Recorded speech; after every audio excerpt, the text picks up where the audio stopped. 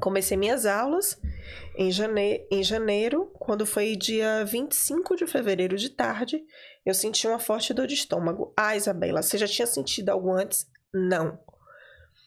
A única coisa que eu senti era cansaço. Mas como isso despertou? A dor de estômago ficou muito forte. E aí eu liguei pra Gabi, e aí ela falou assim pra mim, a gente tá chegando em casa. Quando eles chegaram em casa, eu tava muito pálida. Já o processo, quem não sabe, eu tive leucemia, tá? Amiloide, M4.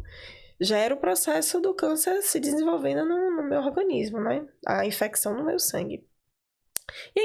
E aí a gente foi pro Mater, chegou no Mater, isso em fevereiro. Tinha 2 meses que eu tinha chegado. Cheguei no Mater, os médicos logo me atenderam, e aí eu vi a tensão deles, e aí eu não entendia, não falava inglês, não entendia. E aí quando eu fui pro segundo quarto, veio um médico infectologista, que depois eu descobri que ele era infectologista, e chegou pra mim e falou assim, sorry, do you have one infection in your blood?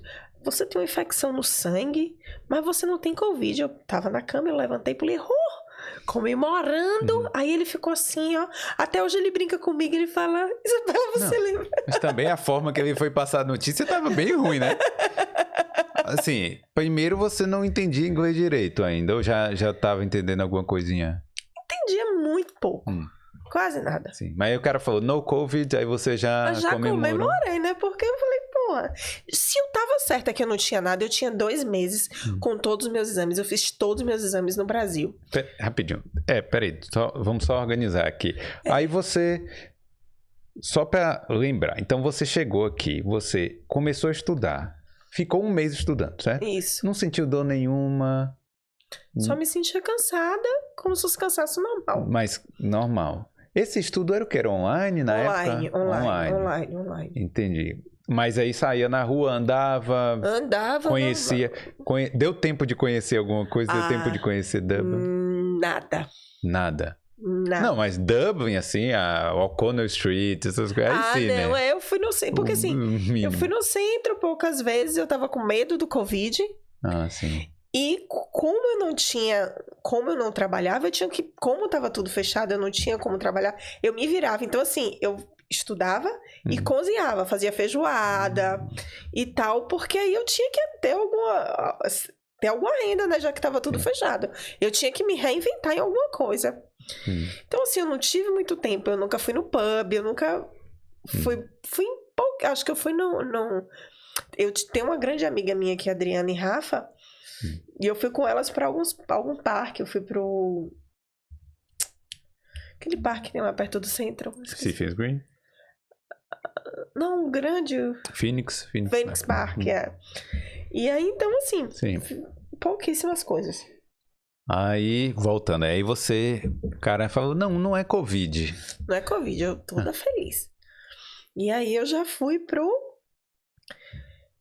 7º andar, que é a ala de câncer, só que eu não sabia do que se tratava. E eu fiz vídeo ainda dizendo, gente, vocês estão com inveja de mim, tô no meu single, um banheiro gigante, eu toda tirando foto e mandando e falando, olha o chuveirão e tal. E aí no outro dia de manhã me acordaram bem cedo e eles já começaram a me levar para um monte de exame. E aí chegou um momento que ela falou assim, você vai fazer a cirurgia do coração. Me lembro como se fosse agora. Cirurgia do coração, não. A gente precisa fazer um exame profundo do seu coração. Eu falei, porra. E aí começou a me dar morfina, porque eu sentia muitas dores nas articulações depois. E eu falei, não sei o que é que eu tenho. Deve ser alguma infecção renal, urinária. Não sentia nada, mas enfim. E aí quando chegou nesse exame do coração, eu achei estranho já. Porque foram 4 cardiologistas me verem. E eles conversavam entre si. E aí, no final, me deixaram lá na baca e uma cardiologista veio pra mim e disse assim, well done, it's fine, no problem, good luck. Aí eu falei, muito bom, né? Então não tem problema no coração, tá tudo certo. E aí voltei. Quando eu voltei pro quarto, que eu cheguei no quarto, hoje eu sei que é a minha equipe de médicos, né? Tinha umas 4 pessoas e as 2 enfermeiras-chefe. Aí eu falei, what's happened? Aí me botou sentada, e quando a enfermeira começou a alisar assim meu ombro, eu falei, fudeu. Aí eu falei, então, o que é que aconteceu? Ela falou assim, aí vou ligar para um médico de Portugal porque fica mais fácil para você. Eu falei, ok. Aí, porque ela falou que não tinha conseguido, ela botou no Google Tradutor, eles foram muito humanos comigo, muito sensíveis. Ela escreveu no Google Tradutor que eles não tinham conseguido uma tradutora para conversar comigo, mas se eu queria conversar com um médico de Portugal. Eu falei, tá bom. Aí o médico chegou e falou pra mim, Isabela, tudo bom? Eu falei, tudo bem e tal. Ele falou, então, você sabe o que é que você tem? Aí eu falei, não. Ele falou, você tem infecção no sangue. Eu falei, anemia, provavelmente. Ele falou, não. Aí eu falei... Aí a médica falou, Isabela, do you have leukemia? Você tem leucemia. Eu falei, não sou eu, não. Eu falei, não sou eu. Eu tô bem, eu fiz todos os meus exames no Brasil, não sou eu. Aí a médica falou, infelizmente é você. E a gente precisa saber, porque a gente acha que você tem 2 leucemias. A gente acha que você tá com a leucemia cruzada. Aí o médico até deu risada. Eu falei, me arrombei. Aí eu falei, como é, doutor? Aí ele falou assim, o que é se me arrombei? Eu falei, fudi. Aí ele falou, não, a gente precisa saber como é que vai ser o processo do seu tratamento. Aí eu falei, então tá bom, eu tenho leucemia, eu tenho câncer, e a gente precisa descobrir o que é. É isso? Ele falou, eu falei, então tá bom. O que é que a gente precisa fazer agora? Ele falou, então, agora, se você quiser, a gente pode fazer o exame da medula. É um exame doloroso, Aí me explicou todo o exame. Eu falei, eu não quero saber, eu quero fazer agora. Ele falou, não, a gente pode esperar pra fazer amanhã. Então eu falei, não, eu quero fazer agora. Aí ele falou, você tem certeza? Eu falei, tenho. Aí ficaram os médicos todos assim, me olhando assim. Porque você dá um diagnóstico desse, sabendo que a pessoa tá sozinha. Aí ele me perguntou. Aí perguntou todo o meu histórico, né? Se eu tinha algum familiar aqui, se eu tinha amigos. Eu falei, não, eu tenho conhecidos, mas não tenho ninguém que possa realmente... Nenhum parente que possa realmente estar comigo. Nesse momento, todo mundo que eu tenho aqui, inclusive Gabi e Alan, que foram muito presentes e tal, Natália, que foi uma pessoa que era consultora da minha escola, que foi muito presente, um grupo de brasileiros foi muito presente, mas ninguém podia estar ali comigo. E aí é que entra o rapaz, meu bubu. Aí... Tudo bem. História longa. Antes desse diagnóstico aí, né? Pode ser um diagnóstico, né? Antes dessa... né, péssima notícia, deu tempo ainda de aproveitar alguma coisa. Ainda bem, isso que eu falei. Eu falei, gente, não percam os momentos da sua vida. Se você pode fazer o serviço completo, pra que você vai fazer pela metade? Explica aí, então, qual é o serviço? O que acontece? Eu que não sou besta, ainda bem que ele não entende português, porque senão ele ia ficar constrangido agora, então. O que é que acontece? 4 dias antes, eu fui pro hospital numa quinta. 4 dias antes, eu tô falando na segunda, porque eu voltei pra casa na segunda. Foi bom o negócio, né? No sábado, eu tive um date com o Bubu, com o Marius. E aí a gente ficou junto no sábado. E eu fiquei com ele de sábado até segunda. Eu achei, inclusive, que eu tava cansada. Porque eu tava no final de semana. Quem que ia desconfiar que era câncer? Diante desse date. Você teve um bom date. Que te deu uma canseira. Falei, rapaz, não. E aí... Chega a tomar água. Tome. Então, assim, aí a gente teve esse date no final de semana. E aí, quando eu tava no hospital, ele tava na quinta-feira o tempo todo falando comigo. Eu falei, rapaz, gostou. Isso eu fui pro hospital, minha cabeça já estava funcionando pra ver o rapaz. Eu queria ver meu Polish Man, queria ver Marius. Falei, vou até falar Marius aqui pra ele saber que eu tô falando dele. E aí, só que aí... E você falou, eu quero resolver logo tudo isso pra sair logo do hospital. Pra sair logo, pra ir pro segundo date com o rapaz, foi bom. E aí, resultado, o que é que aconteceu?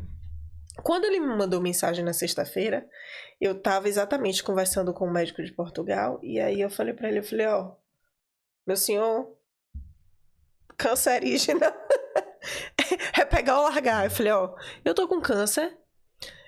Isso escrevendo no Google Tradutor, né? Of course. Aí eu botei, eu falei, ó, recebi o exame agora, eu tô com câncer e eu vou precisar fazer meu tratamento e de tarde vai vir a tradutora e o laudo oficial, como será o tratamento e como vai ser de agora por diante. Meu filho, se eu me riscou lá, eu sou muito gostosa. Ele riscou lá em 40 minutos. Ele apareceu lá, ele chegou lá no hospital, foi. E aí foi muito difícil pra mim o diagnóstico. Eu não sei se facilitou ou dificultou. Porque a gente teve a reunião à tarde, né? A reunião à tarde tava ele, eu, uma tradutora brasileira e os médicos. E aí eu falava pra tradutora brasileira, eu falava, minha filha, esse homem é doido, o que esse homem quer aqui? Eu tensa. E aí foi muito divertido, porque assim, eu tratei o diagnóstico quando os médicos começaram a falar, eu falei, ó, eu não tenho escolha, ou eu vou me tratar, ou eu vou me tratar. Então, assim, a tradutora ficava assim, chocada, eu falei, minha irmã, quem tem olho grande aqui sou eu, fique na sua. E aí, recebi o diagnóstico, né, a gente precisava dar início ao tratamento pelos meios de antibiótico, eu poderia sofrer algumas coisas e tal, e o risco morte era inevitável. Então, eu estava na cadeira, olhava pro rapaz, porque o meu segundo date com ele foi no hospital. E aí a médica perguntou quem poderia ser responsável por mim. E aí ele falou, eu. Aí eu falei, meu Deus. Eu falei, eu não podia nem dizer não, porque eu não tinha mais ninguém. Não podia dizer não. Aí eu falei, você tem certeza disso? Ele falou, tenho. E tipo assim, que num momento difícil desse, poderia ser o cara simplesmente falar, quer saber, não é pra mim? Não, e que não, e de jeito nenhum. Não, eu não tô dizendo que seria errado ou certo, mas tô falando assim, que poderia simplesmente falar, olha... Não eu aconselho a todo mundo, se acontecer isso, fala, volto mais tarde. Tô brincando. Não, mas assim... Cara, mas então... Aí ficou uma coisa que a pessoa que te viu uma vez na vida falou, tô querendo a segunda. Era a segunda, né? Que é a segunda, que é a terceira. Eu falei, Então aí, a gente começou o tratamento. O primeiro bloco foi bem difícil. Foi quando eu fiquei muito debilitada. Vocês estão me vendo aqui nessa alegria toda. Eu sou muito alegre, sou muito falante. Eu não conseguia digitar. Sério? Tava assim, nesse nível assim? A gente fica muito debilitado. Tem tratamentos quimioterápicos que são muito fortes. O meu foi muito forte. A quimioterapia preta, eu tomei, era tão forte que eu tinha que fechar todas as cortinas do meu quarto, porque não podia tomar luz. De tão forte. Deixa eu falar, antes de começar o tratamento em si, você falou, tem risco de morte e tal. Eles chegaram a botar uma porcentagem? 40%. 40%. 60% de morte, 40% de vida. Caramba. Como se Mas fosse eu não assim. sabia. Eu não sabia. Ah, sim, eles não falavam isso pra você. Eu não sabia. E é o que eu digo, eu fiquei muito alheia à doença. Fiquei muito alheia à doença. Eu realmente vivi a minha cura. E eu sempre, desde o primeiro dia de tratamento, eu falei pra mim mesma, o câncer vai adoecer meu corpo, mas Deus vai curar minha alma. E foi isso. Às vezes a gente busca transformação em algumas coisas, como a gente fala, né? Às vezes a gente busca pela dor, né? Então eu acho que a minha transformação espiritual, humana, foi muito pela dor. E foi muito difícil ficar 6 meses quase dentro de um hospital. Eram corredores brancos. Assustador. Mas eu tive aquilo ali como se fosse um processo. Eu precisava passar por aquele processo. Eu não tinha como fugir daquilo. Eu precisava daquilo ali porque era necessário na minha vida. Então, assim, o único acordo que eu fiz foi o seguinte. Tudo que Deus faz é imutável. E Deus me deu a cura e vai ser imutável. Então, a partir desse momento, eu encarei e vivi a minha cura plenamente. Quando... Eu sei que você tá me falando de um jeito que você foi bem racional. Você falou, não, tá, eu pensei nisso. Mas em algum momento você não chegou, não teve um pensamento irracional no sentido de, por exemplo, eu sei que não tem nada a ver, mas quando acontece alguma coisa muito dura com a gente fala, pô, se eu não tivesse vindo pra Irlanda, isso não teria acontecido. Ou se, sabe, passou alguma ideia dessa na sua cabeça de você meio que culpar essa sua viagem ou essa transformação? De jeito nenhum. Muito pelo contrário. Muito pelo contrário. Eu só pensava, eu estou no lugar certo. Eu, inclusive, desde quando descobri, eu agradeci por estar aqui. Não sei se é essa coisa mesmo espiritual de um resgate de fé, um resgate meu, e talvez tinha que ser aqui, porque as coisas foram muito encaixadas para ser aqui. Eu fiz todos os meus exames em novembro, dezembro, e 2 meses depois, leucemia. Eu questionei os médicos o porquê. Eles me disseram, não tem explicação, é assim que acontece. Não tem ninguém com câncer na minha família, não é DNA, é porque tinha que ser aqui. Depois eu imagino que você deu alguma pesquisada para saber de outras pessoas. É rápido assim mesmo? É rápido. Inclusive, eu não pesquiso mais, não quero mais, porque eu já pesquisei, já conversei com pessoas que eu conversava um dia, que tinham sido diagnosticadas, 6 meses depois a pessoa falecia. Então, assim... E enquanto eu estava no hospital, nunca pesquisei nada da doença. Nunca. Porque eu sabia que não ia me fazer bem, não ia trazer a cura. E os médicos me diziam, não pesquise, não olhe internet. Porque quando você olha Mileode M4, vê que a possibilidade de transplante é muito grande. E eu dormia e acordava sabendo que eu não ia ser transplantada. Todo mundo me dizendo que eu ia, eu dizendo que não ia. E não fui. É, isso aí.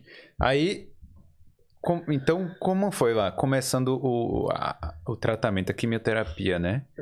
E aí você ficava... são quantas horas por dia lá que você tinha que ficar na quimioterapia? Como é que funciona? Depende. Eu fiz 4 blocos, tá?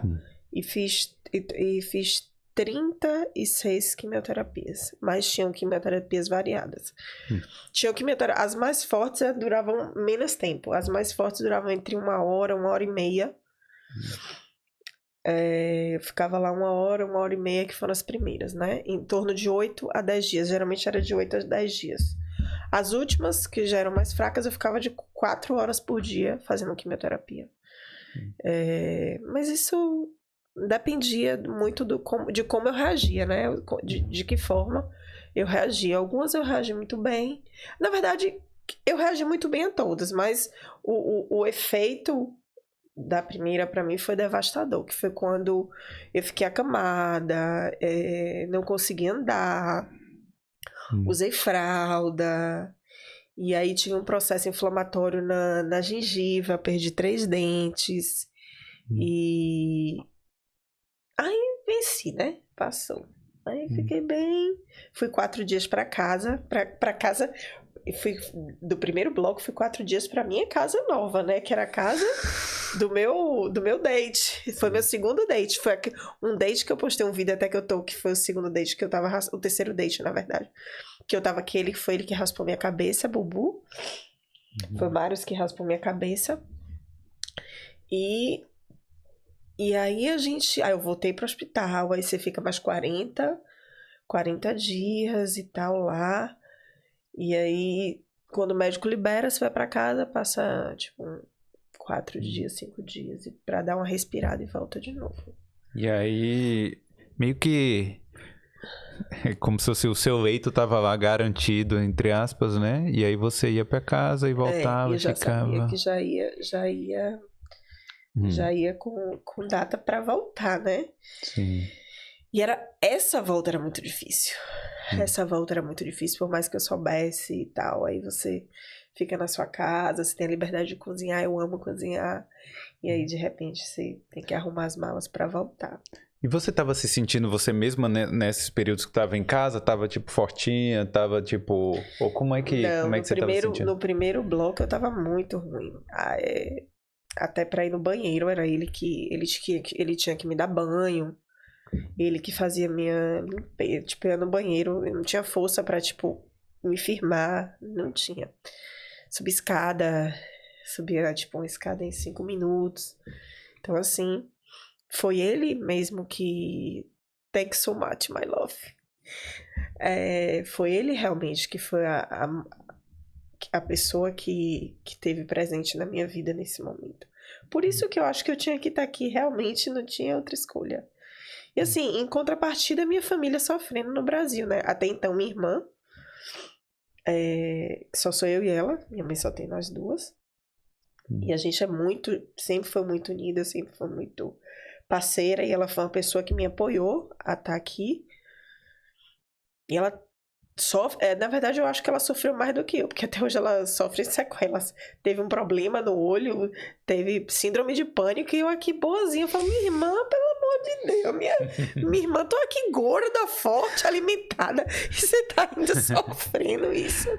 E minha mãe ficou um pouco alheia, porque eu só contei a minha mãe no final do tratamento, né? Então você manteve isso ainda? Mantive. E com internet, com essas coisas, como é que faz pra esconder? Eu disse pra ela que meu celular tinha quebrado a câmera, eu mandava foto antiga, forjava as fotos velhas e mandava pra ela, ela não se tocava. Mas ela sempre desconfiava que tinha alguma coisa errada comigo, só que ela achou que era Covid.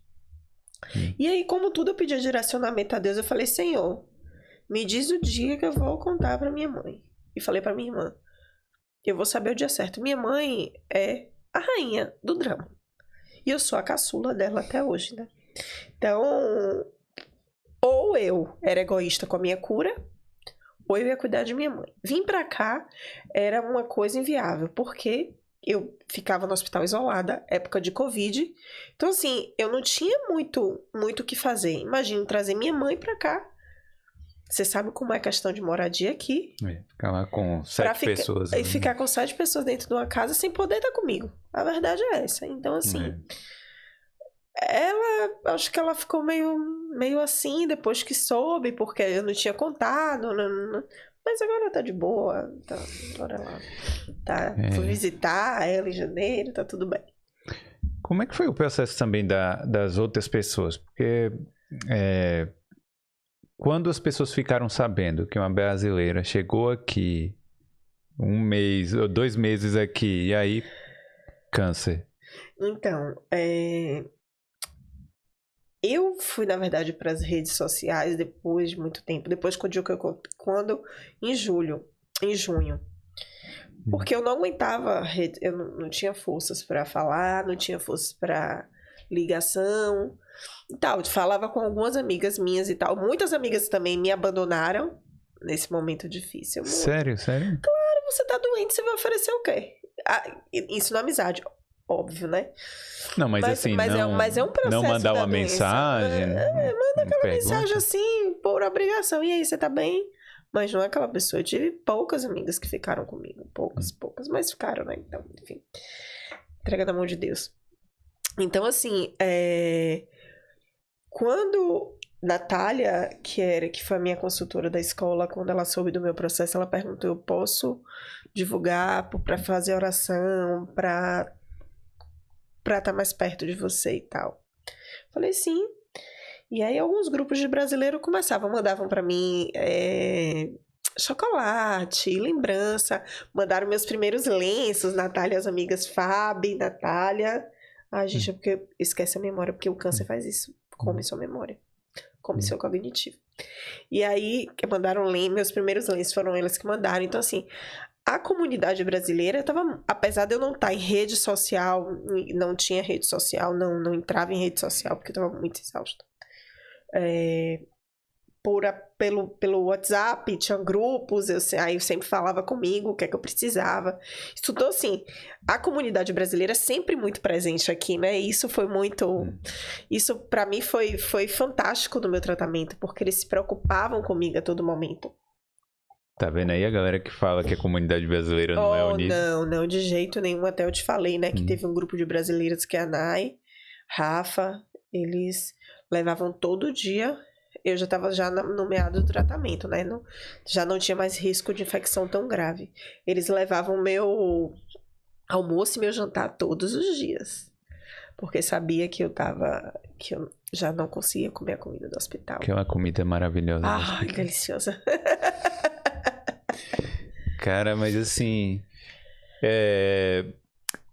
Assim, eu acho que é uma das piores coisas, claro que tem o câncer que é horrível, mas uma das piores coisas, além do câncer que tá dentro de você, também tem a questão psicológica ali, né? Isso. Porque você ficar 6 meses dentro de um hospital, eu imagino que seja uma coisa que você deve ficar pensando todos os dias, eu quero sair daqui, eu quero sair daqui.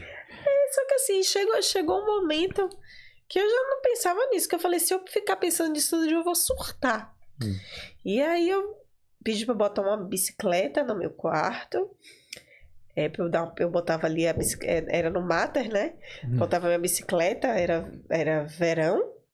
Verão não, primavera. Verão. Peguei muito calor no hospital. Aí botava minha bike, ficava lá pedalando. Era uma forma de também voltar a andar, ter resistência e tal. E rodando no hospital, conversando pelo aquele corredor com todo mundo. E no hospital, sim, se eu quisesse, eu tinha todo apoio psicológico, psiquiatra, tudo que fosse necessário para o meu tratamento eu teria. Mas como era tudo em inglês, eu falava, não, vai confundir mais minha cabeça ainda, não quero não. E incrível. Eu nunca tomei um remédio para dormir no hospital. E dava 9 horas, eu desligava todo celular, desligava a luz, falava, Senhor, agora é a nossa hora, vamos dormir, né? E aí eu dormia, todos os dias, 9 horas. Porque era uma coisa que me deixava em pânico, era pensar que eu ia ter uma insônia no hospital. Porque um dia que, logo nos primeiros dias que eu tinha muita dor, que eu acordava de madrugada, eu via as pessoas andando no hospital, parecendo umas almas penadas, vagando assim, andando. Por conta Os outros pacientes. Outros pacientes, Eu tive uma oportunidade de dormir no hospital aqui. E no meu caso tinha um velho lá que ficava gritando, xingando os enfermeiros. Mas no seu caso, seu quarto era single, né? Ah, chique. Não, engraçado. Que tem uma história muito engraçada. Que quando eu fui pra UTI, né? Eu tive infecção gravíssima no meu pickline. E aí, meu quarto já estava todo montado. E as enfermeiras já sabiam que eu só gostava do quarto do lado esquerdo, porque não batia sol. E era grande. E eu pedi um frigobar, né, e tal. E botaram o frigobar lá. Aí disse que eu tava indo pra UTI. Eu tava muito doida de remédio, nem me lembro. Aí que eu cheguei pra um indiano que era meu amigo lá, Mimi, que, tipo, faz tudo, tipo, ajudante, né? E aí disse que eu abaixei a cabeça e falei, Mimi. Aí disse que Mimi veio, eu falei assim, se eu não morrer, guarda meu frigobar. Aí ele falou, Isabela, pelo amor de Deus. Ele amarrou o frigobar com a fita toda e botou lá bem grande, Isabela. Aí quando eu voltei, eu falei, você guardou? Ele falou, você não lembra o que você me disse, não? Aí eu falei, cara. Então, isso eu já falava inglês, né? É isso que eu queria perguntar. Você estava aprendendo no hospital? Também. E quando eu tinha um pouquinho de disponibilidade, assim, de força, de coragem, eu dava uma estudada. É isso que as enfermeiras sempre falavam. Isabela, você, quando dá um tempinho, você estuda. Eu falei, gente, porque eu preciso conversar com alguém. Eu não posso ficar calada, eu gosto de conversar. Então, assim, eu sempre dava um jeito de me comunicar, de conversar. E aí foi fluindo, porque só falava inglês lá. Só falava inglês com o Marius. Então, assim... Ao invés além da língua do amor, também tinha o inglês, né? Que tinha que falar. Porque a língua do amor se esgotou no primeiro date, né? A gente teve que começar a falar outra língua. Mas foram muito... Meu inglês era... Eu até te contei, né? Que várias vezes, foram vários foras que eu dei. Inclusive, eu sempre chamava a enfermeira assim, no final de tarde eu gostava de tomar um cafezinho com toast. E direto eu falava, coffee. Por causa do Covid, esse negócio de tosse, né? Aí ela vinha com... Eu falei, não, coffee. Aí eu, oh my goodness, Isabela. Ela tava achando que era cough, né? Que é tosse. E aí... Mas a galera, então, gente boa, a galera do hospital, né? Muito, muito, muito, assim. E não mediram esforços pra me ajudar, sabe? Quando eu tinha necessidade de algum entendimento que eles não conseguiam, achavam muito difícil e tal, eles imediatamente conseguiam uma tradutora, assim, em questão de horas. Pra reunião e tal. Aí chegou um momento que eu falava, não quero mais... Aí falava, Isabela, você precisa de uma tradutora? Eu falava, não quero nem entender. Eu falava, gente, eu não quero entender, tá tudo certo. As médicas davam muita risada, né? Porque eu falava assim, I will be fine, bye. A médica falava, Isabela, a gente vai ter dias difíceis. Eu falei, problema dos dias, eu sei que eu vou ficar bem, tchau. Aí, E aí, eu fiz amizades, tenho uma amizade com as enfermeiras e tal, então foram que elas acompanharam todo o meu processo, né? De pé na cova, eu tava com o pé, só faltava dar um peteleco pra eu cair. E aí, tô aqui, sobrevivi, né? Eu acho que essa atitude, né, eu acho que ajuda, né? Com certeza. Não, sim, porque se você se entregar à doença, eu acho que deprime, que sobrecarrega. Que acontece? Eu acho que você é muito dono da sua mente, sabe? Você consegue coordenar o seu corpo por sua mente. E aí pronto, aí quando foi agosto, saí do hospital e fui finalmente terminar o meu date, né? Que tô até hoje. Carol ia falar alguma coisa, né? Eu esqueci agora. Assim, você comentou que você não foi transplantada. E eu queria saber como você descobriu o que aconteceu, o momento que eles falaram assim, não, progrediu, então não precisa fazer um transplante. Regrediu, pelo amor de Deus. Progrediu o tratamento. Então,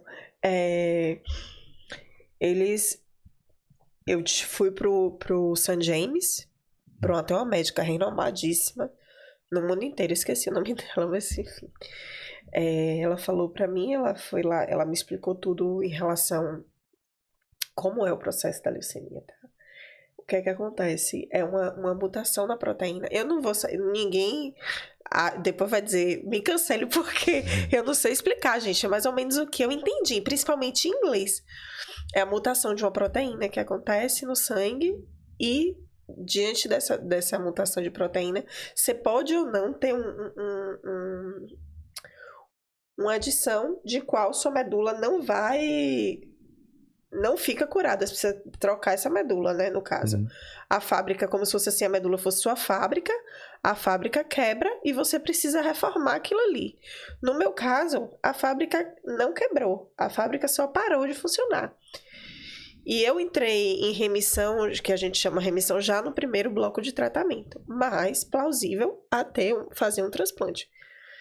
E aí a gente fez esse exame que foi para Inglaterra, que é esse exame profundo que eu faço da medula e que vai para Inglaterra sempre. E eu me lembro como se fosse hoje. Eu tava no corredor andando, calor retado, velho. Aí tô andando no corredor e a médica, Isabela. E minha médica é muito séria, a doutora Ania, super séria e tal. Aí ela falou assim, preciso te dizer uma coisa. Aí eu falei, o quê? Ela falou assim, you don't need transplant. Aí eu falei, sorry? Aí ela, you don't need transplant. Falei, one moment. Aí chamei a enfermeira, que era brasileira. Na verdade, ela é estagiária, mas os pais são brasileiros e tal. Ela nasceu aqui, ó. Eu falei, repeat, please. Aí a médica repetiu de novo. Ela falou, ok, Rebeca. A Rebeca falou que você não precisa de transplante. Aí eu dancei no meio do hospital e botei funk. As enfermeiras dançaram comigo. E aí eu falei assim, sim, então eu posso ir ter um date? Aí ela, oh my God. Ela falou assim, você só passou o tratamento todo pensando na Bumbles e no date. Falei, Bubu, né? Porque no hospital todo mundo já conhecia ele como Bubu. E aí eu liguei pra ele, né? E aí falei, baby, you can't believe, I don't need transplant. Aí ele falou assim, eu não confio em você não, porque você já me disse tanta coisa errada do que você entende, não era? Aí eu falei, um minuto. Aí peguei e passei pra enfermeira. A enfermeira falou, não, já tá aqui nos autos, ela não precisa de transplante, a gente já vai pro quarto bloco e final e tal e tal. Aí ele falou assim, aí ele falou pra enfermeira, e você entende inglês realmente? Porque eu não confio nela. Porque aconteceram várias coisas que eu dizia a ele uma coisa e era porque eu não entendia. Por exemplo, eu tive uma infecção muito grave no pulmão e aí... eu não sabia lá o que era longs. Só vi ela dizendo, you are very bad, you need to... I said, ok, very good. Então aí foi quando eu descobri que eu não precisava ser transplantada, né? E aí...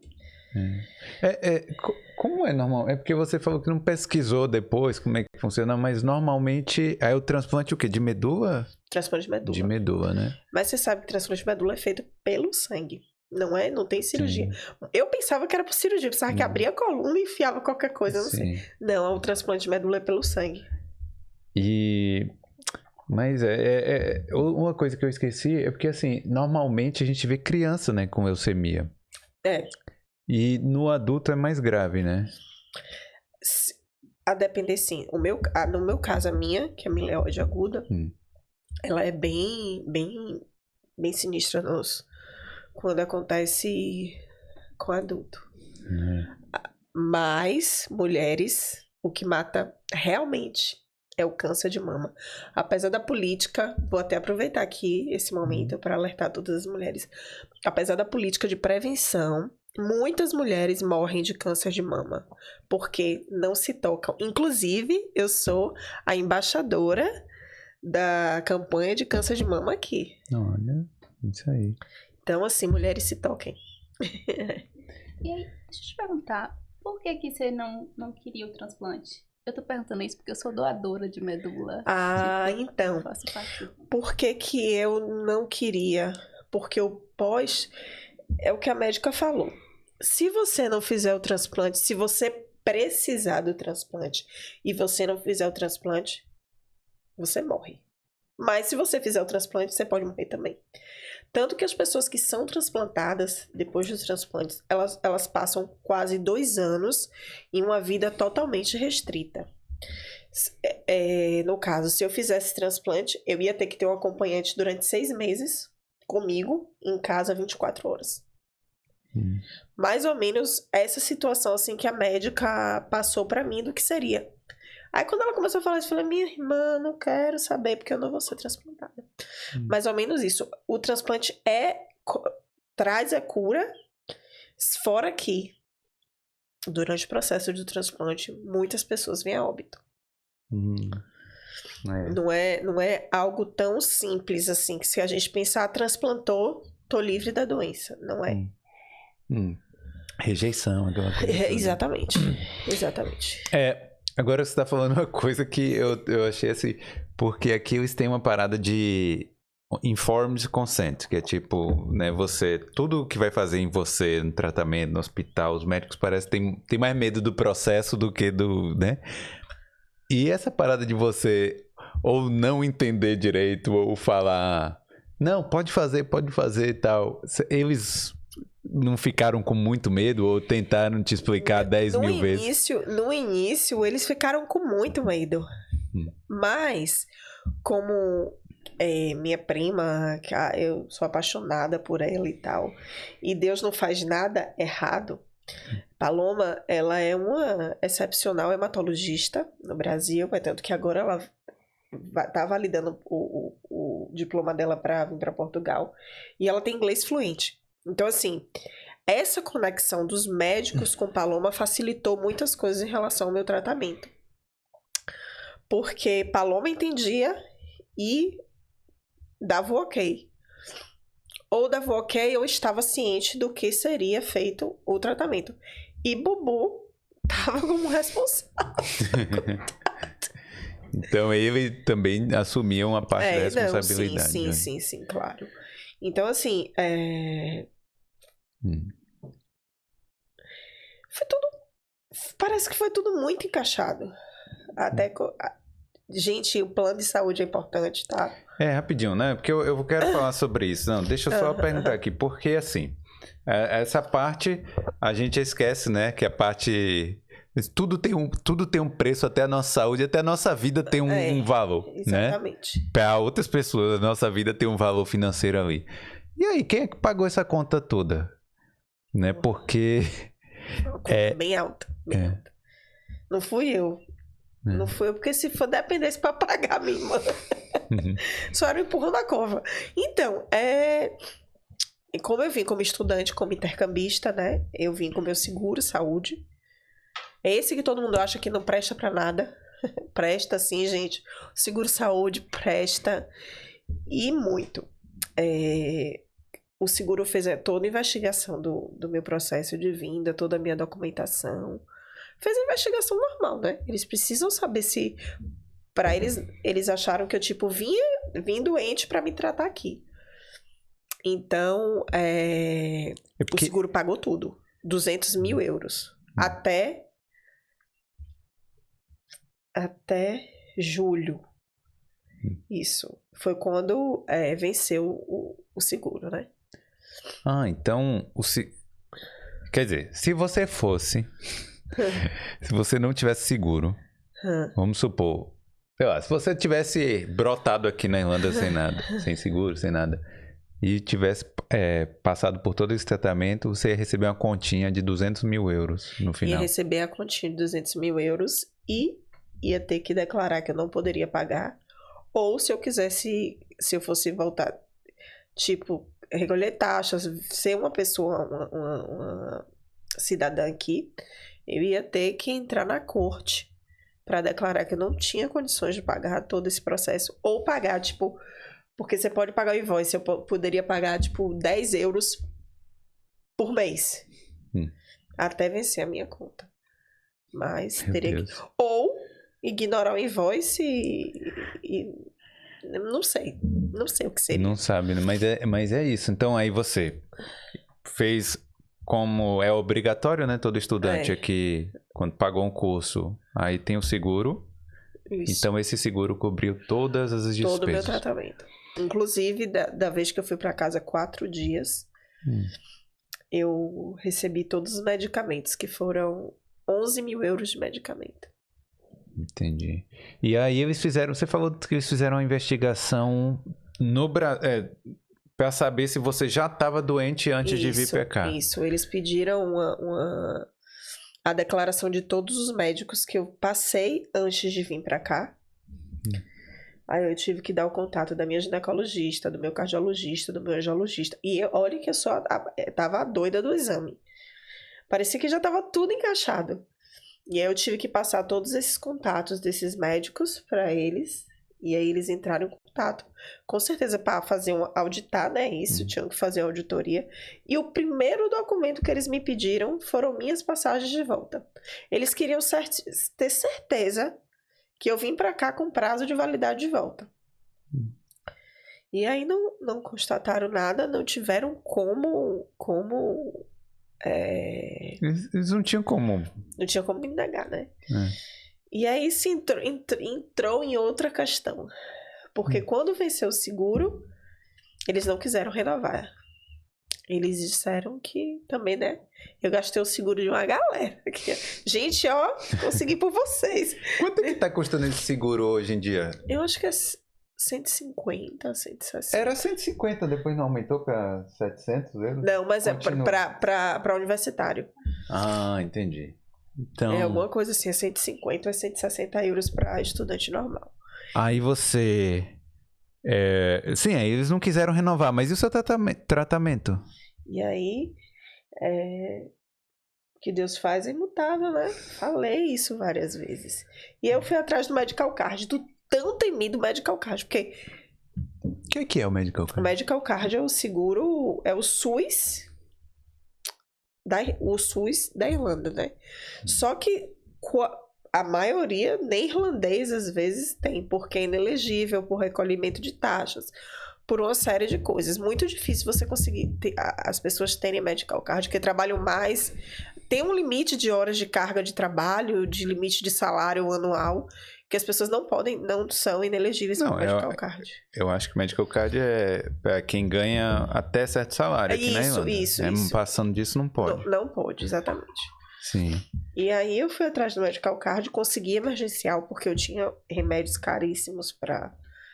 Que eu tomei um mês de remédio, eu acho, depois que eu saí do hospital. Em torno de 3 mil euros. E aí, consegui o emergencial. E o emergencial vencia em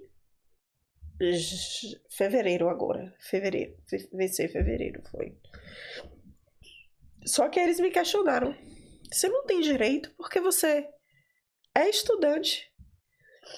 Você não tem... Eu nunca trabalhei porque eu nunca tive a oportunidade de trabalhar legalmente, né?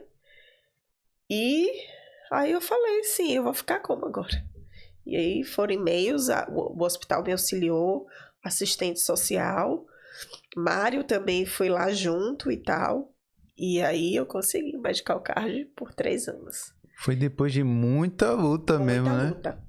Todo dia aquela coisa que aqui ainda é aquela coisa de carta, né? Manda documento, devolve documento. Manda documento, devolve documento. Meu Deus. E aí eu tava no Brasil. Ah, sim. Peraí. Quando é que você foi pro Brasil? Ah, sim. Aí tá. Voltando ao meu date, ao meu... A gente, logo quando eu saí do hospital em agosto, final de setembro eu fui pra Polônia, conhecer meu sogro, minha sogra. Olha. E tal, conhecer a família. Gente, esse meu date foi se arranjou. Chegou todas... Foi demais. E ainda tem mais por aí, ok? Vou contar pra vocês daqui a pouco. Aí fui pra Polônia, conheci a família dele. E aí a gente se organizou pra conhecer minha família, né? E aí quando foi em janeiro, a gente foi pro Brasil. Passei o aniversário de minha mãe com minha mãe. E a gente ficou no Brasil pouco tempo, 20 dias, porque ele precisava trabalhar e tal. E eu também. Eu sou Minder. E aí eu... fiquei no Brasil esse tempo, voltei. E aí quando eu voltei, na Polônia a gente passou muito perrengue, porque eu era estudante e tal, e de GB, ele falou assim pra mim, vamos mudar esse status? Eu falei, rapaz, casa, comida e passaporte. E aí quando a gente voltou no Brasil, eu dei entrada nos meus documentos. Nunca me esqueço. Em uma sexta-feira.